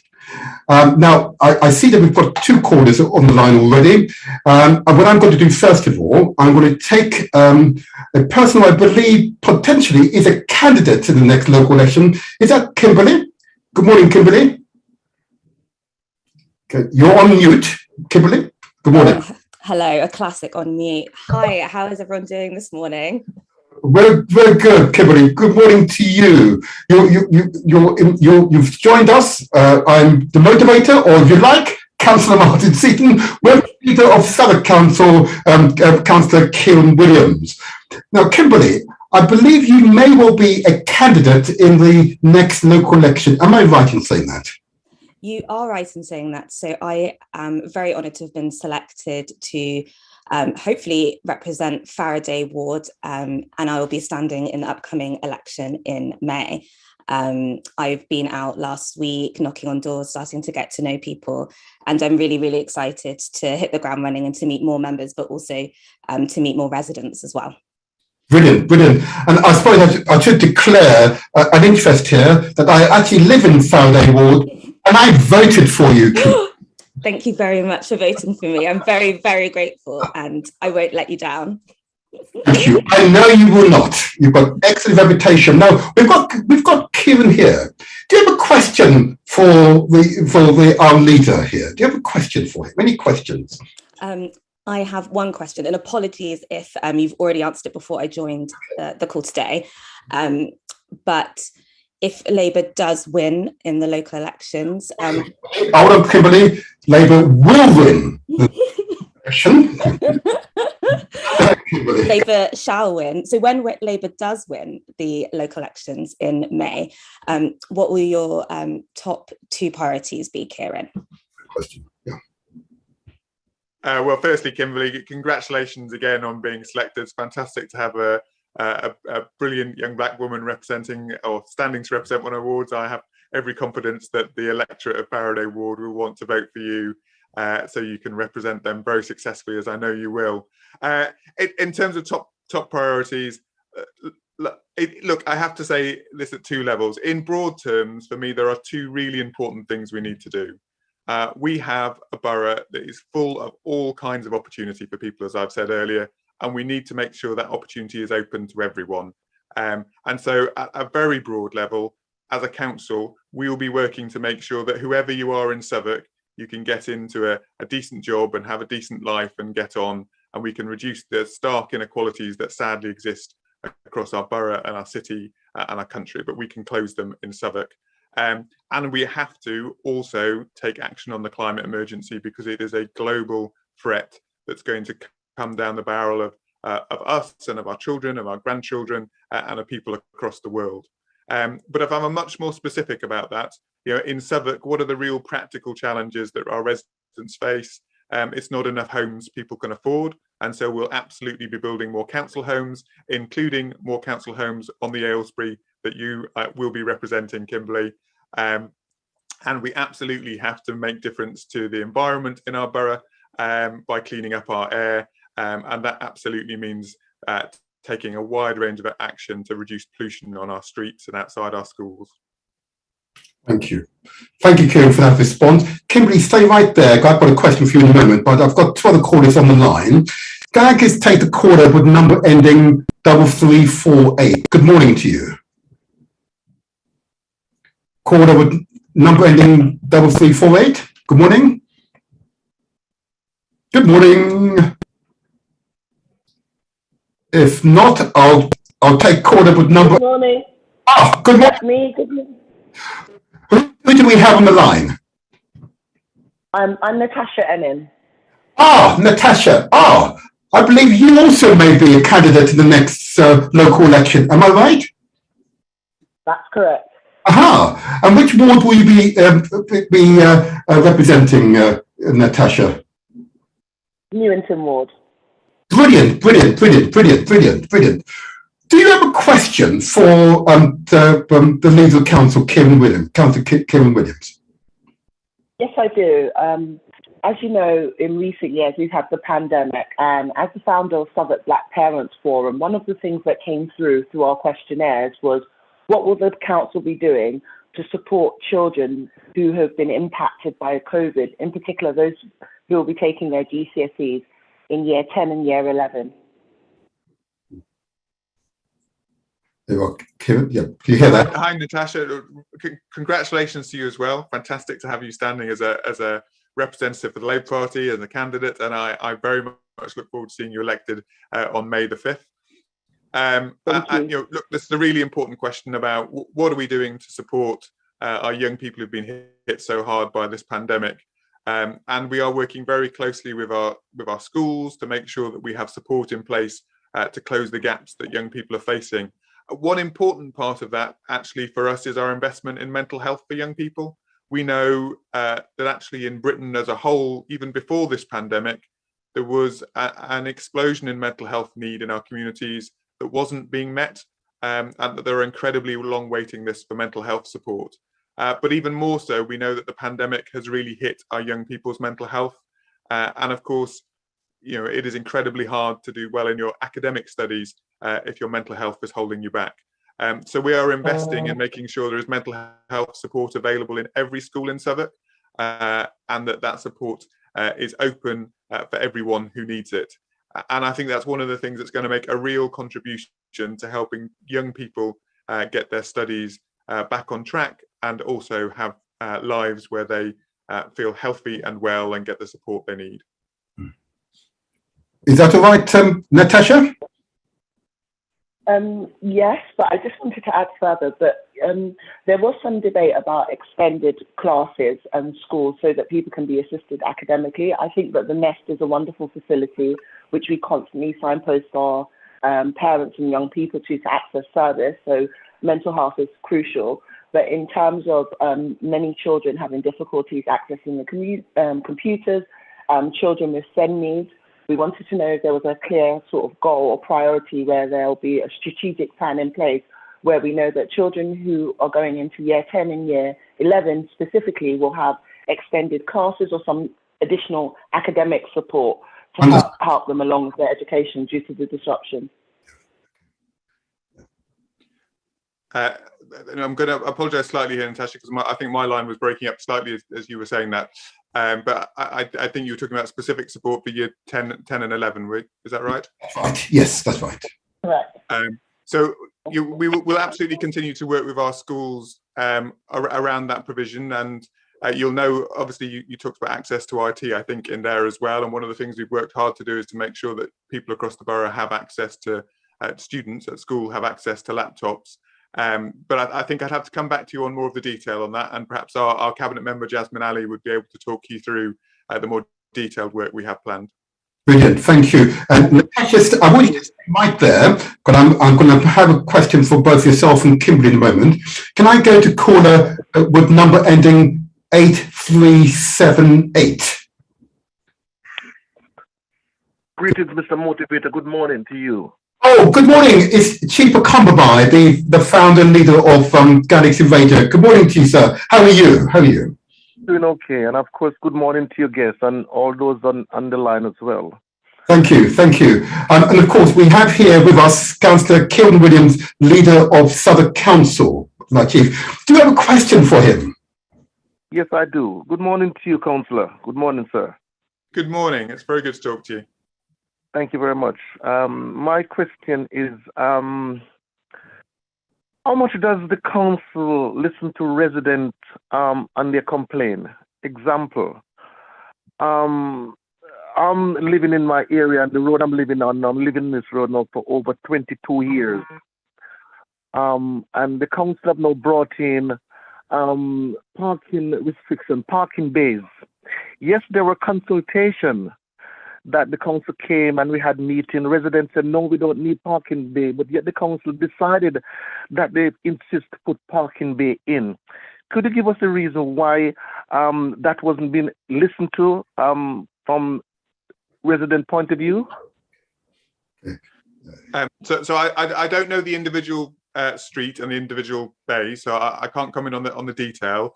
In general, our approach, for example, on parking bays is we have consulted residents across the borough and got a firm view that people would like us to move to taking various steps that would help us reduce the amount of traffic in the borough. And the majority of traffic in the borough is people coming from outside of Southwark into Southwark and passing through Southwark. So we're trying to take a range of action to try and reduce the traffic on our roads that affects that. In terms of consulting on individual, as they're called, controlled parking zones, where, as you say, you have parking bays. What we found across the borough is that we have had many ballots with those residents who've supported them and wanted them. But of course, one of the things that then happens is that the next area perhaps gets more commuter parking coming in, and over time, people see more challenges with parking. So all of those schemes have been based on consultation, but of course, I don't know the details of the one that is affecting your street, as I haven't been directly involved in that. Periodically, there's nowhere in Southwark that you can. There's very few roads that you can park on without money. Yes, I hear. So I don't take that. I don't take that on board. I heard from what you said that the government have cut your funding by 2/3. Yet what I see is that I'm a driver, and what I see is that you haven't got money, but you're reducing the roads and putting chicane into many roads in the council. I mean, I heard you saying that the council is heavily into green space and all of this green that's going around, but yet you haven't got money, but you find money to do plenty of road work. Can you give us the reason why? In general, this work is really important, I would say. You know, we have thousands of people across our city die from air pollution every year. And we have hundreds of people who are either seriously injured or die in road traffic accidents across our city every year. And taking action to prevent those is fundamentally important, I believe, to making our borough a fairer place. Now, I absolutely don't think we should do that in a way that puts the burden on just some parts of our community. We have to work through and do that in a way that's fair. But at the moment, as I say, we have very large numbers of people driving through Southwark to get to other places. We have air pollution that is completely unacceptably high, and we're trying to find using the tools we have to find ways of reducing the number of car journeys through the borough, the amount of air pollution, the amount of road traffic accidents. Now, those tools include looking at how we make some of our streets, turn them over more heavily for use by people who are walking and cycling, as well as residents parking their cars on them. But they also include the action we're taking to provide speed up buses on our main roads as well, make them more convenient for those travelling by other modes of public transport. What I would love to have at the same time is real investment in public transport in our city. We have Transport for London, a world-leading public transport provider, but at the moment, the government is playing games with their finances, giving them just funding week to week, which is a completely ludicrous way to run a huge transport provider that absolutely serves the residents of our borough. So what we will keep doing is campaigning for as a council is more investment in public transport, so we have better trains, better underground services, and better buses, so there are real options for our residents to travel in ways that are genuinely safe, enjoyable and sustainable as well. Mr. Motivator, please, my brother, there's two more questions. On another subject, possibly. Another subject? No, yeah, no, the same. I'm gonna because I don't like what I'm hearing, because a world leading provider of transportation, London is one of the most expensive. I've traveled around the world, and London buses are more expensive than any other country that I've traveled to. But let's not go down there, my brother. The next question I want, you see, and what I find out that is that, and I'm listening, and I'm hitting my head, because all I'm hearing is it doesn't wash with me at all, because as I said to you before, Councillor, I'm living on my road particular for over 20 years. And yet I have to pay the same £130 that any other resident have to pay. Why is it? We haven't got no say in the matter. And yet I am have to pay because of you want to restrict people who come into the area. Why is it I have to pay more or pay as same as anyone else who just come into the area and park on their road? That I don't know. That's not the question. That needs to be looked at. Okay. What is it that you are doing? And I heard you saying you want to support young people.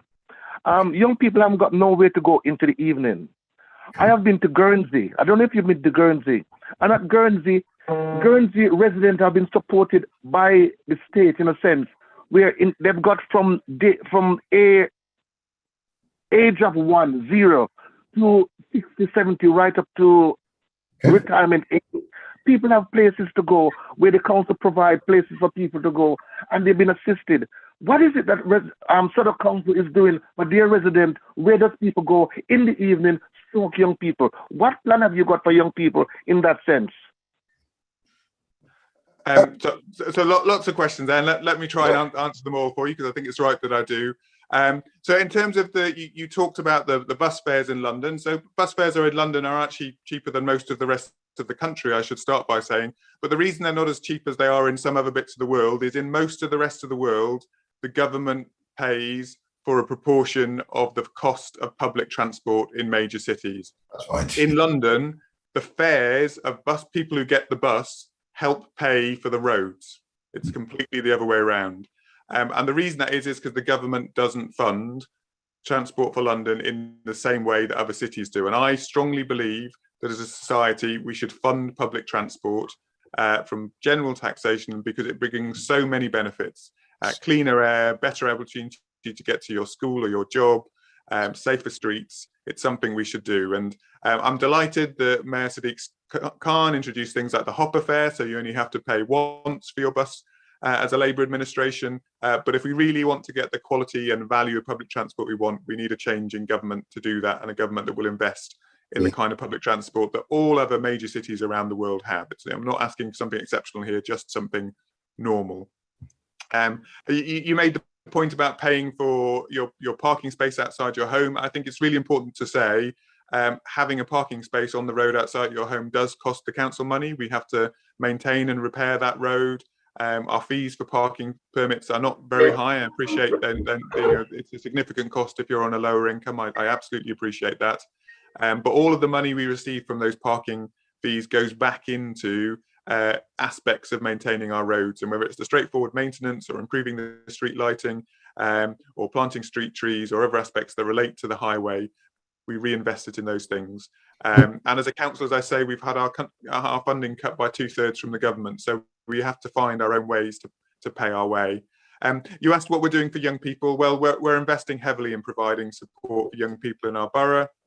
And I could talk across a wide range of those things. It's the free swim and gym that we provide for all of our residents at our council leisure centres in Peckham and in Camberwell and at the Elephant and Castle, and the new one we're building at Canada Water and in Dulwich. It's things like the Peckham BMX, an amazing track that we maintain and run by the council in partnership with Peckham BMX, and I'm absolutely delighted that led to us seeing Kai White getting a silver medal at the Olympics last year. It's the Southwark Athletics Track and Centre that we opened just earlier this year, or the end of last year, I've forgotten now. Another fantastic facility for our young people. It's the investment we're putting back into youth work. It's the £1 million we put into our Positive Futures Fund, funding local youth organisations to provide activities across our borough. And it's the work we're doing around providing apprenticeships and paid internships for local young people, more apprenticeships than any other London borough. In fact, last year, 1 in 5 apprenticeships created across the whole city were created in Southwark. Thank you for that response. My chief, I think you've had a good slot now. Okay. Yes, I have. Thank you very much. But the word that Mr. Motivator, please, I've heard this word been mentioned, you and the councillor, about 20 times. Black and ethnic minority. I don't like that word. I am an African. Yes, you might see me as black, but I'm not ethnic minority. Thank you very much. All right, yes, it's an ongoing dialogue in that regard. But thank you for your contribution to the show today. Thank you very much, sir. Thank you. Can I, if I may, and I know someone's trying to get into the call, and I will go back to them. Can I now just go back to Kimberly and Natasha, who's here at the moment, and I know others are going to join us. Okay, and Kimberly, okay, you've decided to stand for council. I'm going to ask you the question, but then you might put it back to Kieran thereafter. Why do this? Why put yourself through this?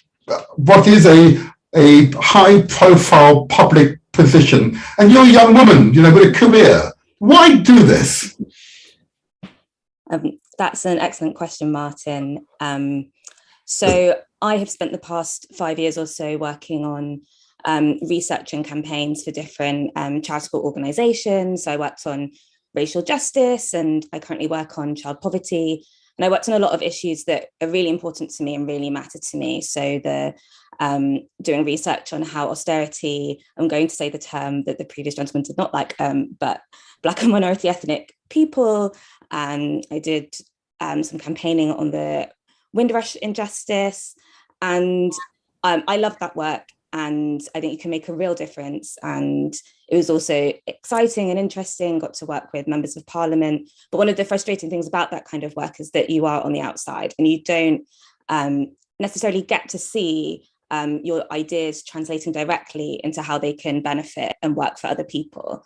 And so for me, one of the really key motivators for putting myself forward for this is to be able to do that and to see that. When we go knocking on residents' doors, you hear straight away what issues are impacting them, whether they're worried about the energy increases that are coming. And I know that the council already has some funding put aside for people on low incomes who might be worried about that and struggling with energy costs, or if on their particular estate there are maintenance issues and they feel that they don't know where to go to, or they've been sending emails and they don't feel that they've been being picked up, you have that direct line to residents, and then you can go and do something about that. And that's why I wanted to put myself forward for this. I want to play a more active and direct role in improving the outcomes for people. And that's what I hope to be able to do across my ward and for everyone in our community. Thank you. I thought you'd say something like that. And based on what you've just said, what questions in that context would you put to the leader? Because that's what you're really interested in. What the question? Oh, I can hear. Is that stopped? Actually, rather than policy-focused questions, what I'm really interested in hearing from Kieran is actually his own journey, because that's something I don't know a lot about. So why did you decide to enter the council, and also why did you decide to put yourself forward for the leadership? That's, you sound like a politician already. You've turned the question the other way around. Okay, well, I'm going to let it go. I'm going to let that question fly. It's over to you, Claire, and we have to handle it. Thank you, Kimberly. It's a really good question. I mean, I suppose I start from where I grew up and then come back to why I made the decision to get into politics. I mean, I grew up in the 80s, and I grew up with Thatcher in government, and I grew up in a school that had a leak in the roof. Yep. I grew up watching industries being shut down across the country, and some of my friends' fathers end up with no work, and a government that didn't really seem to care. And I grew up with parents who were a teacher and a social worker and involved in trade unions, grandparents who were immigrants, and they all said to me, and I all watched them in their lives struggle against that and look for ways to make the world fairer. And so I started with that upbringing, that kind of firm belief that actually the world didn't have to be like that. The fact the world could be fairer. And then as I came into adulthood, we had a Labour government, and I went and worked briefly in national government and worked for councils, all under a Labour government. And I felt like I was making a difference. I felt like I was able to do things that were really improving people's lives and making the world fairer. And in 2010, that all changed. We had a Conservative and Liberal Democrat government, and they started cutting all the things that I'd been working on, the children's centres that I'd helped to open and set up. They started cutting and closing them. The work that I'd been doing in local communities to set up employment programs for people who were really cut out the employment market, they started cutting the funding for. And I thought, well, look, I can't just work as an officer in a council or in government under this kind of administration. I've got to get involved in making the actual change happen that can change this taking away from communities and start getting back to a place where we're giving back to communities. I'd been a member of the Labour Party since I was in my late teens, but like many other members, I just kind of turned up at maybe general elections and given a hand and not done much more than that. And I got actively involved. And I found that I was involved with a group of people who were inspiring to work with. And in Southwark Labour, I found an amazing group of people, and I've hugely enjoyed working with them all, and I've hugely enjoyed making a difference. And the more I've got involved, the more I've seen the opportunity. And every time I look around Southwark, I think, what an incredible place! What an incredible place full of all of these amazing institutions and places and council housing estates that are just, you know, fantastic and full of potential, and people who are full of potential from every bit of the world. And I find it an absolute privilege to be a ward councillor, to have been a cabinet member, and now to be leader of the council. And for me, it's all about trying to bring everyone in our community together to make that potential deliver for everyone. Thank you very much for that. And Kimberly, just hold on a moment. I've got a caller on the other system of ours. Caller with number ending 7123. Good morning to you, if you could hear me right. Good morning. 7123. Hi. Good morning. Can you hear us all right? Yes. How are you? Can I have your name, please? Yes, I'm technical. The callers all sound very distorted. Oh, they sound distorted. All righty. Thank you for that. Do you have a question for the leader of the council? No, that's okay. Thank you. I'm going to try and resolve that. I think that may be on the other system rather than my YouTube. Thank you for that call in that case. But it's an opportunity, if I may say so, for the very first time to speak directly to the leader of Southwark Council. Now that you're here, I'm sure there's a question somewhere in there. If not, don't worry then. If not, but remember, you have the opportunity in life. Not what you don't do, it's what you do that matters. No? Can I persuade you? No, that's okay. Okay. Thank you for the call, and thank you for the technical call. Thank you very much. Pleasure. Bye-bye. Bye-bye. Can I quickly go over to Natasha? Natasha, are you still with us? Yes, I am. Morning all. Wonderful, wonderful. Same question to you. Why have you stood to be a councillor here in Southwark? Just give us a quick summary as to why, then we'll go on to Kieran. Yeah. Well, for me, the highest calling in life has always been about being of service to people. And when I first moved to Southwark, I was a teenager. And I noticed that there were a lot of people that were disengaged, and I went along with it. And through a lot of the community events and projects that I did, I realized that people have a lot of things to say, but they don't want to use the systems in place to actually have their say. Mm-hmm. So I looked at myself and I held up the mirror and I just thought, as corny as it may sound, I want to be the change that I want to see. And the only way I can do that is if I engage. And I began this journey of advocacy for people across the borough. I specialize in welfare benefit advice, immigration and housing. And I started to advocate on key issues, get more involved in the community. And I began to meet wonderful councillors that looked like me. And even when they didn't, they shared a common passion about helping people. So I decided to stand up and say, I'm going to throw my hat in the arena and let's see if I can hit the ground running and encourage more people to engage in key matters. Brilliant, brilliant.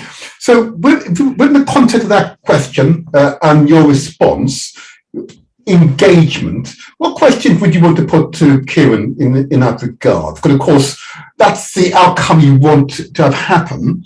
What question would you put to Kieran to ensure that happens? Because he's ideally placed to help you to realise that ambition.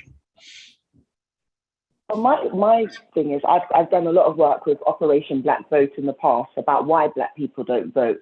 And I'd like to know what strategic policies and practices we will put in place to ensure that more diverse groups actually engage in the political process and understand what's taking place around them. Brilliant. Good question. Yeah. Kieran, any response to that question? That's a really good question, and it's really fantastic to have you standing, Natasha, and your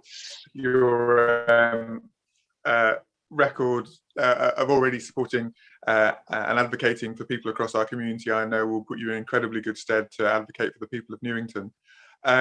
So I suppose that again there are many levels to this for me. I do think politics starts with conversations with people one-to-one, and if we've got to talk to people about why politics matters and where their place is in it, that's got to be about us all talking to people and having that conversation. And I know you'll be talking to hundreds and thousands of people over the next few weeks in the run up to the local election, Natasha. And I think you and I, every other Labour door knocker, should be talking to people about why does it matter? Why get involved in politics? It's about having the choices that affect your life changed, and about having people making those choices who represent your values and your interest and your background and your experience is what matters. And so those things are fundamental.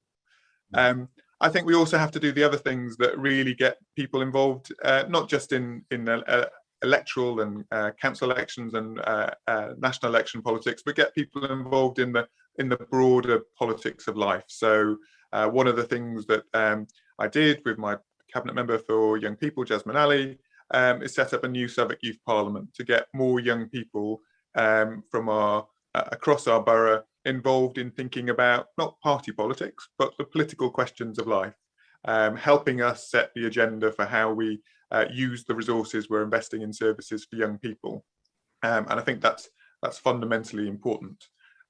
Within our Labour Party, and you'll know this, Natasha, but one of the first things again I did as leader is run something that we called our Leadership Academy, which was about encouraging people like yourself, like Kimberly, like others, to get involved, not just in being a member of the Labour Party, and this was a Labour Party thing, but to be more actively involved in leadership roles across your community. And whether that ended up, as you have, standing to be a candidate to be a councillor, or whether that involved getting involved in other aspects of community life, that's what I was trying to encourage. But I do think, to convince people who feel that that politics is not for them, that it's for somebody else, we have to go back and have the conversation with people about politics is how decisions that affect all of our lives are made. And if you opt out of a voice in those decisions. And it is for you. And there are people just like you, whoever you are, involved in politics. And I'm deeply proud that in Southwark we have a really fantastically broad-ranging group of Labour candidates for this election. So whoever you are in the borough, you can come and talk to one of us about what we're trying to do, and we would absolutely welcome having that conversation with you and about the difference we can make together. Wonderful. Thank you for that response, Kieran. That's a brilliant response. It's just been brought to my attention the time. Never mind. I always run over time, you see. Never mind. I'm going to say, first of all, I'm going to say, Kimberly and Natasha, thank you for your calls, okay, and your contribution to today. You provided real insight as to the motivation behind those of our community who've put their heads above the parapet and are willing to put themselves forward to become council candidates.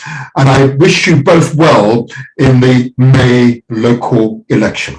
Okay, so thank you to you both.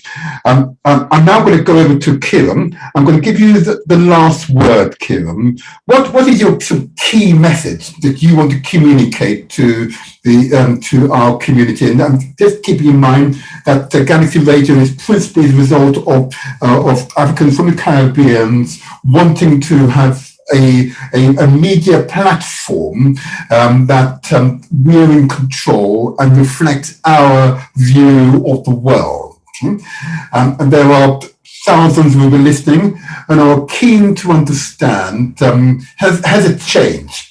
Are we empowered? Can we make a difference? And indeed, Kimberly and Natasha, I believe, has overcome some of those initial barriers. But what would be your last words to the audience today to ensure they understand that your commitment to us all is solid, that your commitment to the issue of health, the issue of education, issue of political environment, economic empowerment, employment, and all those other crucial environmental sustainability issues are pertinent to us? What is your key message to the community that you wish them to take away from this interview with you? Well, firstly, thank you very much for inviting me on, Martin, and it's fantastic to hear from Natasha and Kimberly, two amazing candidates to stand and represent their communities, and so great to talk to both of you as well and your other callers. I want to say two things. I mean, the firstly is that over the last 2 years, collectively as a community going through this pandemic, we have shown both how much we can achieve together, when we all work together to support each other. And it's been an amazing joint community response from the from councillors, from the council, from local community groups, from the NHS, all working together. But we've also seen a stark light shone on how deep the inequalities in our society are. And we know those inequalities cut many different ways, but we know that in particular, they've affected our Black communities, our African communities, our Caribbean communities, our other ethnic minorities. And those inequalities are stark. And I and Southwark Labour, and I know our whole group, Martin, you, Natasha, Kimberly, everyone else, are absolutely committed to closing those inequalities. And that's what we're about. And I know that to close those inequalities, that means closing the inequalities in representation. And that's why I'm so delighted that, as I say, 45% of our candidates as Labour this time round are from Black, Asian and ethnic minority communities. That's about the representation. That's why one of the first decisions I made was to make sure, as a council, we set a firm target to reduce the inequalities in the senior management in the council as well. And I know those inequalities are about health, and so our manifesto will be really clear on the action where we're taking to reduce inequalities in health for Black, Asian, ethnic minority communities, and whether that's about mental health or physical health, that we will make that difference. I know those inequalities are in housing, and that's why we'll be taking action to make sure we have more homes that people can afford in our borough. And I know those inequalities are about jobs, and that's why we'll be committing to create many more good quality jobs and to make sure local people, and I'm delighted that our Southwark Work service is really successful in getting high numbers of people from Black, Asian, ethnic minority communities into work. And I know it's inequalities in education, and that's why we'll be really clear on the work we'll be doing to make sure every young person can complete their education in school and have a good education in school as well. And there's much more besides. But you know, that's the commitment. It's based on a record of delivering on all of those things that we've proven as Labour, that we deliver the jobs, we deliver the apprenticeships, we deliver the good schools, we deliver the council houses, and we've been doing that at scale. We will continue to deliver that with our whole community, including our Black communities, African communities, Caribbean communities, and all other ethnic minorities, because it's the kind of society that I believe we should be in, one where everybody can have a good life and where we value everyone, and together we create a place that's a great place to live for all of us. Wonderful, wonderful. Thank you very much for that. That's an excellent closing statement, and it does emphasise why I'm a member of the Labour Party and I'm a proud Labour councillor. I wish to encourage listeners who wish to make inquiries. Myself and Kieran are easily contactable. Just put the names in the search engine, you'll get our contact details. Talk to us if you're unsure. And those of you who have not voted, or feel that felt in the past that your vote doesn't matter, I believe hearing from Kimberly and Natasha should change your minds. Young, vibrant women who are very clear what their aims and objectives are, determined women who are most determined to achieve their aims and objectives, and working alongside such people, success is assured. And as a theme for these shows, success is ours for the taking. Be assured that is the case. Okay? So I'm going to say thank you, all of you, for your contribution to today's show. You're able to see the recordings on YouTube or Facebook. I welcome your feedback. I know, Kieran, we can only go from strength to strength. I see callers about to come in 3 minutes before the end of the program, which is always the way, Kieran, as you know these things. I believe it's someone I know, so I'll take her for no more than half a minute. I have but 2 minutes left, and she's about to connect, but I will take her because she's a councillor who I believe. Victoria, can you hear us? Oh, she's connecting no audio. Okay, I would take her because she's a. Victoria, can you hear us? Hello, Victoria. You can hear us? Yep. Hello, can you hear me? We can now. I have less than 2 minutes, So you have a very quick question to put to Kieran, please do so. Victoria Elisa, Councillor Victoria Elisa, who's standing out for this election, I welcome you to the show. Go ahead. Oh. No, I haven't got. It's just I forgot to log in before. I think I logged in about an hour ago, but I didn't have a connection. But just say, well done, Martin, on a great show. Thank you. Stuff. So I've just got the tail end. Thank you. Okay, thank you. Well, there you are then. That's fair enough. There you are, Kieran. Thank you, Kieran. Thank you for being an excellent guest, Kieran. Don't be a stranger. I'd like to, we could do it again maybe after the election, because I'm sure the outcomes and the manifestos will be known. And I know that the community needs to become familiar with our manifesto, and we can talk to that manifesto, what we want to achieve or will achieve for the next 4 years. Because that's really why I want to encourage as many of the community to join the party, get involved, because together we can all make the difference. Kieran, thank you very much. Thank you very much. Okay. Have a good day. Thank you. The campaign trail. Campaign trail. Kimberly, where is she? I can't see her. There you are. Kimberly, thank you very much for your wonderful contributions. Okay. And I will join you soon in Faraday Ward and campaigning for your election in May. Thank you for having me, and I'll see you on the doorstep. Look forward to it. And Natasha, Natasha, can you hear us? Of course I can hear you. Hello. Excellent. I'll say to you, thank you for your contribution here. I'll come along and campaign with you in Newington Ward to ensure you are elected in May, and we look forward to working with you and grow bigger and better things. And we look forward to developing the Southwark Black Parents Forum. I suppose we need to get you on again to talk about the Southwark Black Parents Forum. Is that okay? That's wonderful. Have an awesome day, and thanks, Kieran. Bye, Martin. See you soon. Bye-bye. And thank you, audience. This has been a wonderful show. The very first time we've had the leader of Southwark Council here on Galaxy Radio, and I hope what you've heard you're able to relate to. And I also hope that it is not only relatable information, but it's motivational information. And while I am not simply a counsellor, I am the motivator, where we translate our words into action. My people, have a good day. Pleasure. Thank you. Bye-bye. Bye-bye.